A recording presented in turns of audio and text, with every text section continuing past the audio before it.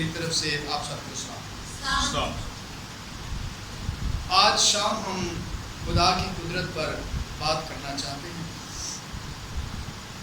اور آپ سب میرے ساتھ مل کر نکالیے پالوس رسول کا کرنتھس کی کلیسیا کو لکھا گیا پہلا خط، اس کا دوسرا باب، اس کی 5ویں آیت کو آج ہم سیکھیں گے۔ یہاں لکھا ہے، تاکہ تمہارا ایمان انسان کی حکمت پر نہیں بلکہ خدا کی قدرت پر موقوف ہو۔ خداوند کے کلام کے سبب سے ہم سب سننے اور دیکھنے والوں کو بڑی برکت ملے، آمین۔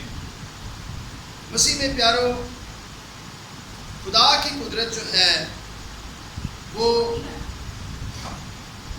ایک ایسی قدرت ہے جو جب لوگوں پر ظاہر ہوتی ہے تو لوگ اس کو مانتے ہیں، قبول کرتے ہیں، اور اس قدرت کے کرشمات معجزات کے اندر لپٹ کر رہ جاتے ہیں، اور خدا کی قدرت ان کو چاروں طرف سے گھیر لیتی ہے۔ اسی طرح کچھ پرانے عہد نامہ میں جب بنی اسرائیل قوم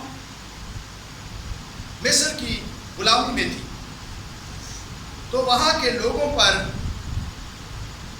فرعون پر کس طرح سے خدا نے اپنی قدرت کو ظاہر کیا، کیونکہ فرعون خود اپنے آپ میں خدا بنا ہوا تھا۔ وہ یہ کہتا تھا کہ میں بڑی قدرت ہوں، خدا کون ہے؟ میرے سوا کوئی خدا نہیں۔ لیکن میرے عزیزو، خدا نے وہاں اپنی قدرت کو ان معجزات اور آفات کے ذریعہ سے جو اس وقت اس ملک پر آئیں مصریوں کے لیے، ان کے سبب سے خدا نے اپنی قدرت کو ان پر ظاہر کیا، اور خدا کی قدرت سے وہاں ایسی ایسی چیزیں دیکھنے کو ملیں، ایسے ایسے کرشمات اور معجزات دیکھنے کو ملے جن سے وہاں کے لوگ اس بات کے لیے قائل ہوئے، وہ فرعون کو کہنے لگے کہ تو بنی اسرائیل کو جانے دے۔ لیکن جب آخر پر خدا نے اپنی بڑی قدرت کو مصریوں کے پلوٹوں کو مار کر اور اسرائیلیوں کے پلوٹوں کو بچا کر ظاہر کی، تو پھر فرعون بھی اس بات کو مان گیا کہ خدا واقعہ ہی اپنے آپ میں ایک بڑی قدرت رکھتا ہے، اور خدا ہی ایک بڑی قدرت ہے۔ اسی طرح کلام اقدس میں لکھا ہے، خداوند یسوع مسیح نے بھی فرمایا، آپ میرے ساتھ مل کر حوالہ نکال سکتے ہیں، متی رسول کی معرفت لکھی گئی یسوع مسیح کی خوشخبری، اس کا 22واں باب، اس کی 29ویں آیت کو ہم دیکھیں گے۔ کلام میں لکھا ہے، یسوع نے جواب میں ان سے کہا، تم گمراہ ہو اس لیے کہ نہ کتاب مقدس کو جانتے ہو نہ خدا کی قدرت۔ مسیح میں عزیزو، یسوع مسیح کے ساتھ جب یہ سوال کیا گیا کہ کیا مردے جی اٹھتے ہیں، کیا مردوں کی قیامت ہوگی، تو انہوں نے ایک سوال کر کے یسوع مسیح سے جواب چاہا کہ ایک شخص نے ایک عورت سے بیاہ کیا اور وہ اس سے بے اولاد ہی مر گیا، پھر اس کے بھائی نے اس عورت کے ساتھ شادی کی، اسی طرح جتنے بھی اس کے بھائی تھے وہ سارے کے سارے انہوں نے شادی کی اور سارے مر گئے۔ اور یسوع مسیح سے وہ سوال یہ کرتے ہیں کہ جب قیامت میں یہ عورت جی اٹھے گی تو یہ ان میں سے کس کی بیوی ہوگی؟ تو اس کے جواب میں یسوع مسیح نے ان سے یہ کہا، تم گمراہ ہو اس لیے کہ نہ کتاب مقدس کو جانتے ہو اور نہ خدا کی قدرت، کیونکہ خدا کی قدرت وہ قدرت ہے جو ناممکنات کو ممکنات میں بدل دے، جو ناممکن کو ممکن میں بدل دیتا ہے. وہ چیزوں کو ایسے بلاتی ہے خدا کی قدرت جیسے کہ وہ پہلے سے ہی موجود ہوں. جیسا کہ ہم دیکھتے ہیں پیدائش کے وقت خدا نے اپنی قدرت سے ہی سب کچھ کریٹ کیا. اپنے کلام کی قدرت سے خدا نے سب کچھ بنایا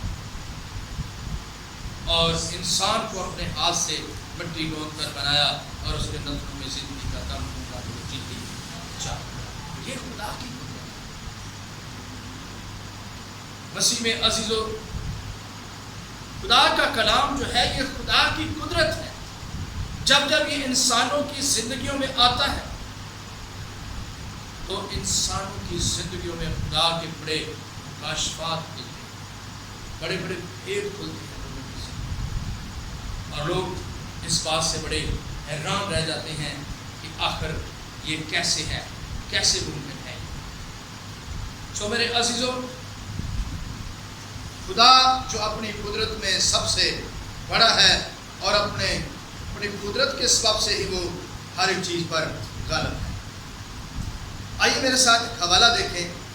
رومیو کی کلیسیا کے نام لکھا گیا پالوس رسول کا خط، پہلا باب اس کی 16ویں آیت کو پڑھتے ہیں. یہاں ہمارے لیے کیا سبق ہے؟ پالوس رسول ہمیں یہ سکھا رہے ہیں. لکھا ہے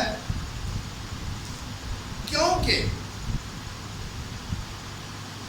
میں انجیل سے نہیں شرماتا، اس لیے کہ وہ ہر ایک ایمان لانے والے کے واسطے، پہلے یہودی پھر یونانی کے واسطے نجات کے لیے خدا کی قدرت ہے. نجات کے لیے، اور انسان کی نجات کے لیے خوشخبری جو ہے، خدا کا کلام جو ہے وہ خدا کی لوگوں، اسی کے سبب سے دل شاد ہوتے ہیں، زندگیاں اور انسانوں کی روحیں نئی تازگی، زور، قوت، بلیسنگ حاصل کرتے ہیں. سو میرے عزیزوں، کوئی بھی ہو، یہودی ہو، یونانی ہو،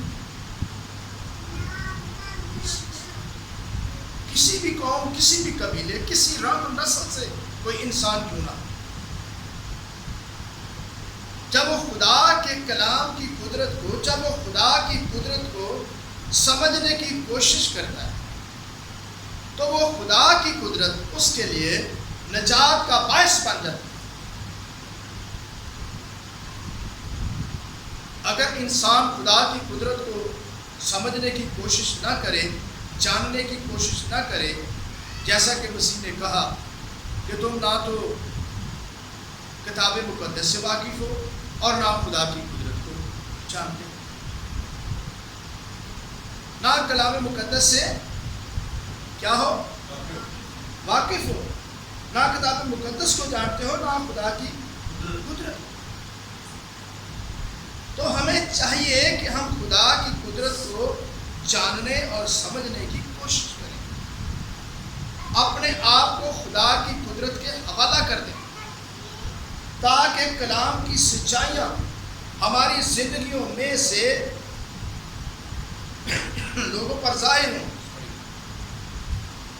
خدا کے کلام کی سچائیاں ہماری زندگیوں میں سے لوگوں پر ظاہر ہوں اور لوگ ان سچائیوں کو اپنی زندگیوں میں لیں اور وہ ان کلام کی سچائیوں کے سبب سے خدا کی قدرت ان کی زندگیوں کے اندر ٹرانسفر ہو جائے، تاکہ وہ اس گہرے مکاشفہ تک پہنچ سکیں جو پالوس رسول پہلا کرنتھیوں پہلا باب 18ویں آیت میں لوگوں کو سکھانا چاہتا ہے. پہلا کرنتھیوں پہلا باب 18ویں، یہاں لکھا ہے کیونکہ صلیب کا پیغام ہلاک ہونے والوں کے نزدیک تو بے وقوفی ہے. پھر سے پڑھیں گے، کیا لکھا ہے؟ کیونکہ صلیب کا پیغام ہلاک ہونے والوں کے نزدیک تو بے وقوفی ہے، مگر ہم نجات پانے ہماری زندگیوں میں سے لوگوں پر ظاہر ہوں. خدا کے کلام کی سچائیاں ہماری زندگیوں میں سے لوگوں پر ظاہر ہوں اور لوگ ان سچائیوں کو اپنی زندگیوں میں لیں اور وہ ان کلام کی سچائیوں کے سبب سے خدا کی قدرت ان کی زندگیوں کے اندر ٹرانسفر ہو جائے، تاکہ وہ اس گہرے مکاشفہ تک پہنچ سکیں جو پالوس رسول پہلا کرنتھیوں پہلا باب 18ویں آیت میں لوگوں کو سکھانا چاہتا ہے. پہلا کرنتھیوں پہلا باب 18ویں، یہاں لکھا ہے کیونکہ صلیب کا پیغام ہلاک ہونے والوں کے نزدیک تو بے وقوفی ہے.